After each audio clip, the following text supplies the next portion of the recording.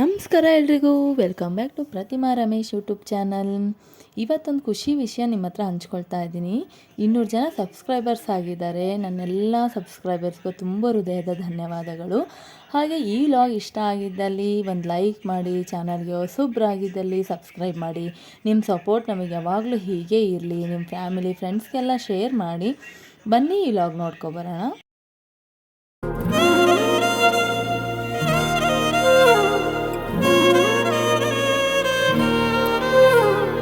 ಈ ವ್ಲಾಗಲ್ಲಿ ಹಬ್ಬದ ಊಟನೇ ಮಾಡಿದ್ದೀವಿ ಅಂತಲೇ ಹೇಳ್ಬೋದು. ಈ ನೋಡಿ, ಎಲ್ಲೂ ಸ್ಕಿಪ್ ಮಾಡಿದೆ ಎಂಡ್ವರೆಗೂ ನೋಡಿ, ನಿಮಗೆ ಗೊತ್ತಾಗುತ್ತೆ. ಸಣ್ಣದಾಗಿ ಕಾಯಿನ ತುರ್ಕೊಂಡು ಮಿಕ್ಸಿಗೆ ಹಾಕ್ಕೋಬೇಕು. ನೀರು ಹಾಕದೆ ಮಿಕ್ಸಿಗೆ ಹಾಕ್ಕೋಬೇಕು. ಅದಾದಮೇಲೆ ಬೆಲ್ಲನ ಕಾಯಕ್ಕಿಟ್ಟು ಬೆಲ್ಲನ ಸೋಸ್ಕೋಬೇಕು. ಕಸ ಇರುತ್ತೆ ಅಂತ ಬೆಲ್ಲನ ಸೋಸ್ಕೊಂಡು ಒಂದೇಳೆ ಪಾಕ ಬರೋವರೆಗೂ ವೆಯ್ಟ್ ಮಾಡಬೇಕು. ಒಂದೇಳೆ ಪಾಕ ಬಂದ ಮೇಲೆ ಅದೇನು ತುರಿದಿರ್ತೀವಲ್ಲ ಮಿಕ್ಸಿಗೆ ಹಾಕಿ, ಅದನ್ನು ಆ ಒಂದೇಳೆ ಪಾಕಕ್ಕೆ ಹಾಕಿ ಚೆನ್ನಾಗಿ ಮಿಕ್ಸ್ ಮಾಡಬೇಕು. ಇದನ್ನು ನಾನು ಆಂಟಿ ಮನೇಲಿ ಶೂಟ್ ಮಾಡಿದ್ದು. ಇವತ್ತು ಆಂಟಿ ಮಾಡ್ತಾಯಿದ್ದಾರೆ ಕಾಯಿ ಹೋಳಿಗೆನ. ಯಾಕೆ ಅಂದರೆ ಸೀಕರಣೆ ಮಾಡ್ತಾಯಿದ್ದೀವಲ್ಲ, ಮಾವಿನ ಹಣ್ಣಿನ ಸೀಸನ್ ಮುಗಿಯೋದ್ರೊಳಗೆ ಒಂದು ಸಾರಿ ಕಾಯಿ ಹೋಳಿಗೆ ಸೀಕರಣೆ ಮಾಡ್ಕೊಂಡು ಊಟ ಮಾಡೋಣ ಅಂತ ಇವತ್ತು ಕಾಯಿ ಹೋಳಿಗೆ ಸೀಕರಣೆ ಮಾಡ್ತಾಯಿದ್ವಿ. ಅದೇ ಹಬ್ಬದ ಊಟ ಅಂತಲೇ ಸ್ಪೆಷಲ್, ಅಷ್ಟೇ, ಇನ್ನೇನಿಲ್ಲ. ಇವತ್ತು ಆ ಕಾಯಿನ, ಆ ಬೆಲ್ಲದೊಳಗೆ ಕಾಯಿನ ರುಬ್ಬಿರೋದನ್ನು ಹಾಕ್ಕೊಂಡು ಚೆನ್ನಾಗಿ ಮಿಕ್ಸ್ ಮಾಡಿ ಸ್ವಲ್ಪ ಹೊತ್ತು ಕುದಿಸ್ಬೇಕು. ಅಂದರೆ ಬಿಸಿ ಮಾಡಬೇಕು. ಹಸಿ ಸ್ಮೆಲ್ ಹೋಗೋ ತನಕ, ಕಾಯಿದ ಹಸಿ ಸ್ಮೆಲ್ ಹೋಗೋ ತನಕ ಚೆನ್ನಾಗಿ ಫ್ರೈ ಮಾಡ್ಕೋಬೇಕು. ಅದಾದಮೇಲೆ ಇದು ಮೈದಾ ಹಿಟ್ಟು ಮತ್ತು ಚಿರೋಟಿ ರವೆ, ಒಂದು ಚಿಟಿಕೆ ಉಪ್ಪು, ಎಣ್ಣೆ ಹಾಕಿ ಒಂದು 10 ನಿಮಿಷ ಮುಂಚೆನೇ ನೆನೆ ಇಡಬೇಕು. ನೆನೆ ಇಟ್ಟು ಅದು ಚೆನ್ನಾಗಿ ನೆಂದ್ಕೋಬೇಕು ಹಿಟ್ಟು. ಆ ಹಿಟ್ಟು ನೆಂದ್ಕೊಂಡ್ಮೇಲೆ ಅದೇನು ನೆಂದ್ಕೊಂಡಾಗಿರುತ್ತೆ ಅಲ್ವಾ, ಅದಾದಮೇಲೆ ನಮಗೆ ಎಷ್ಟು ಬೇಕು ಅಷ್ಟು ನೋಡಿಕೊಂಡು, ನಿಮ್ಮ ಮನೇಲಿ ದೊಡ್ಡಕ್ಕೆ ಬೇಕು ಅಂದರೆ ದೊಡ್ಡಕ್ಕೆ ಮಾಡ್ಕೋಬೋದು, ಸಣ್ಣಕ್ಕೆ ಬೇಕಂದರೆ ಸಣ್ಣಕ್ಕೆ ಮಾಡ್ಬೋದು. ನಾವು ಸ್ವಲ್ಪ ಪುಟ್ಟ ಅಣಿವೆ ಮಾಡ್ತಾಯಿದ್ದೀವಿ. ಅದನ್ನು ಸ್ವಲ್ಪ ತಗೊಂಡು ಅದೇನು ಕಾಯ್ದು ಮಿಶ್ರಣ ಮಾಡಿಟ್ಕೊಂಡಿರ್ತೀವಲ್ಲ ಅದ್ರ ಒಳಗೆ ಈ ಥರ ತುಂಬ್ಕೋಬೇಕು. ನೋಡಿ, ಇಲ್ಲಿ ತುಂಬ್ತಾ ಇದ್ದೀವಿ. ಆಂಟಿ ಮಾಡ್ತಾಯಿದ್ದಾರೆ.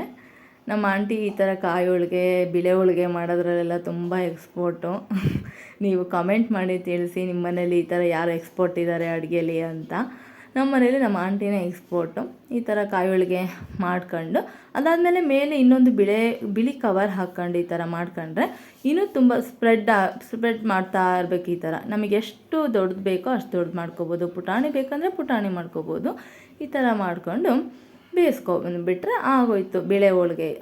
ಬಿಳೆ ಹೋಳಿಗೆ ಅಲ್ಲ, ಕಾಯಿ ಹೋಳಿಗೆ. ತುಂಬ ರುಚಿ ಇದ್ವು ಅಂತಲೇ ಹೇಳ್ಬೋದು. ನಮ್ಮನೇಲಂತೂ ಎಲ್ರಿಗೂ ಫೇವ್ರೆಟ್ ಈ ಕಾಯಿ ಹೋಳಿಗೆ. ತುಂಬ ಚೆನ್ನಾಗಿದ್ವು.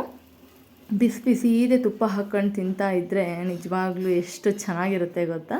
ಒಂದೊಮ್ಮೆ ಈ ಮಾವಿನ ಹಣ್ಣಿನ ಸೀಸನ್ ಮುಗಿಯೋದ್ರೊಳಗೆ ನೀವು ಎಲ್ಲರೂ ಮಾಡ್ಕೊಂಡು ಟ್ರೈ ಮಾಡಿ ಮನೇಲಿ. ಹೇಗಿತ್ತು ಅಂತ ಕಮೆಂಟ್ ಕೂಡ ಮಾಡಿ ತಿಳಿಸಿ.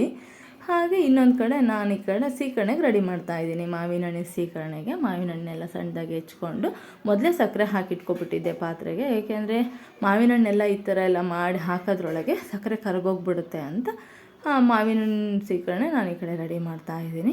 ಆಯಿತು, ಮಾವಿನ ಹಣ್ಣಿನ ಸೀಕರಣೆ ಎಲ್ಲ ಮಾಡ್ಕೊಂಡು ಆಯಿತು. ಇವಾಗ ಪಲ್ಯಕ್ಕೆ ಮಡಿಕೆ ಕಾಳು ಪಲ್ಯ ಹೆವಿ ಪ್ರೋಟೀನ್ ಇರೋದ್ರಿಂದ ನಾನು ಕಾಳು ಪಲ್ಯ ಹೆಚ್ಚು ಯೂಸ್ ಮಾಡ್ತೀವಿ. ಕಾಳು ಪಲ್ಯದಲ್ಲಿ ಹೆಚ್ಚು ವಿಟಮಿನ್ ಇರೋದ್ರಿಂದ, ಪ್ರೋಟೀನ್ ಇರೋದ್ರಿಂದ ಕಾಳು ಪಲ್ಯ ವಾರಕ್ಕೆ 1 ಟೈಮಾರು ಮಡಿಕೆ ಕಾಳು ಪಲ್ಯ, ಹೆಸರು ಕಾಳು ಪಲ್ಯ, ಬಟ್ ಮೊಳಕೆ ಕಟ್ಟಿರೋ ಪಲ್ಯ ತಿನ್ನೋದ್ರಿಂದ, ಮಕ್ಕಳಿಗಾಗಲಿ ಕೊಡೋದ್ರಿಂದ ತುಂಬ ಹೆಲ್ತಿಗೆ ಒಳ್ಳೆಯದು. ನೀವು ಈ ಥರ ಮಾಡಿ. ಏನಿಲ್ಲ, ಈರುಳ್ಳಿ ಟೊಮೊಟೊ ಹಾಕಿ ಒಗ್ಗರಣೆ ಹಾಕ್ಕೊಂಬಿಟ್ಟು ಮಸಾಲ ಐಟಮ್ ಎಲ್ಲ ಹಾಕ್ಕೊಂಬಿಟ್ರೆ ಕಾಳು ಪಲ್ಯ ಆಯ್ತು, ರೆಡಿ ಆಯಿತು. ಮತ್ತು ಸರ್ವ್ ಮಾಡ್ಕೊಂಡ್ರೆ ಆಯಿತು. ಈ ಥರ ಉಪ್ಪಿನಕಾಯಿ, ಕಾಳು ಪಲ್ಯ, ಚಿತ್ರಾನ್ನ, ಅನ್ನ ಸಾಂಬಾರು, ಹೋಳಿಗೆ ಸೀಕರಣೆ ಜೊತೆ ಎಲ್ಲರೂ ಕೂತು ಊಟ ಮಾಡೋದೇ ಒಂದು ಖುಷಿ ಅಲ್ವಾ. ಹೋಳಿಗೆ ಸಾಂಬಾರು ಜೊತೆ ತುಂಬ ಚೆನ್ನಾಗಿರುತ್ತೆ. ನೀವು ಯಾರ್ಯಾರು ಈ ಥರ ಫ್ಯಾಮಿಲಿ ಜೊತೆ ಎಂಜಾಯ್ ಮಾಡ್ಕೊತ ಊಟ ಮಾಡ್ತೀರಾ ಅಂತ ಕಮೆಂಟ್ ಮಾಡಿ ತಿಳಿಸಿ. ನಾವಂತೂ ಒಂದು ಚಿತ್ರಾನ್ನ ಆಗಿರ್ಬೋದು, ಅದನ್ನೆಲ್ಲ ಒಟ್ಟಿಗೆ ಕೂತೆ ಈ ಥರ ಎಲ್ಲ ಖುಷಿಯಿಂದನೇ ಊಟ ಮಾಡ್ತಾ ಇರ್ತೀವಿ.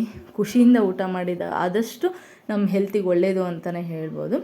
ಹಾಗೆ ನಮ್ಮ ತಮ್ಮ ಊಟಕ್ಕೆ ಲಾಸ್ಟಿಗೆ ಬಂದ, ಹೇಗಿತ್ತು ಅಡುಗೆ ಅಂತ ಎಲ್ಲ ವರ್ಣನೆ ಮಾಡಿ ಹೇಳ್ತಾ ಇದ್ದೇನೆ ನೋಡಿ.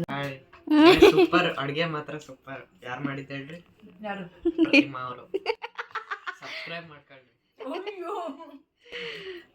ಹಂಗೆ ಜಯ ಕನ್ನಡಿಗನ ಮಾಡ್ತಿರ್ರಿ. ಇದಾಗಿತ್ತು ಇವತ್ತಿನ ಲಾಗ್. ಈ ಲಾಗ್ ಇಷ್ಟ ಆಗಿದ್ದಲ್ಲಿ ಒಂದು ಲೈಕ್ ಮಾಡಿ, ಶೇರ್ ಮಾಡಿ, ಕಮೆಂಟ್ ಮಾಡಿ. ಹಾಗೆ ಈ ವಿಡಿಯೋ ನೋಡಿದ್ದಕ್ಕಾಗಿ ಎಲ್ಲರಿಗೂ ಧನ್ಯವಾದಗಳು. ಹಾಗೆ ಇನ್ನೊಂದು ಹೊಸ ರೆಸಿಪಿ ಜೊತೆ ಇಲ್ಲ ಇನ್ನೊಂದು ಹೊಸ ಇಂಟ್ರೆಸ್ಟಿಂಗ್ ವಿಡಿಯೋ ಜೊತೆ ನಾನು ನಿಮ್ಮ ಮುಂದೆ ಸಿಗ್ತೀನಿ ಅಂತ ಹೇಳ್ತಾ, ಅಲ್ಲಿವರೆಗೂ ಎಲ್ಲರೂ ನಗ್ತಾ ಇರಿ, ನಗಿಸ್ತಾ ಇರಿ. ಅಂಟಿಲ್ ದೆನ್ ಟೇಕ್ ಕೇರ್, ಬಾಯ್. ಹಾಗೆ ನಿಮಗೆ ಯಾವ ಥರ ವೀಡಿಯೋಸ್ ಲಾಗ್ಸ್ ಇಷ್ಟ ಆಗ್ತಿದೆ ಅಂತ ಕಮೆಂಟ್ ಮೂಲಕ ತಿಳಿಸೋದನ್ನು ಮಾತ್ರ ಮರಿಬೇಡಿ.